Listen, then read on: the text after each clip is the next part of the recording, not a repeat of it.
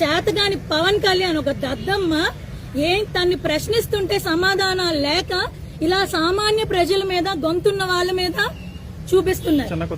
2029 election లో కొనిదెల పవన్ కళ్యాణ్ ఖచ్చితంగా నిన్ను అహంకారం గద్దె దింపకపోతే నా పేరు బొజ్జ ఐశ్వర్యాయే కాదు.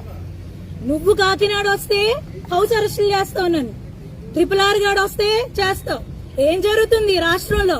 నీ అబ్బసొబ్బ ఏమన్నా అనుకున్నావే ఏంటి? ఇక్కడ ఎక్కడో హైదరాబాద్ లో నుంచి వచ్చినోడు నువ్వే అక్కడ ఉంటే లోకల్ ఇక్కడ మేము నీకు స్క్రిప్టులు రాయాలేమో, మాకు స్క్రిప్ట్ అక్కర్లా. ఉద్యమాలు చేసి వచ్చిన వాళ్ళం.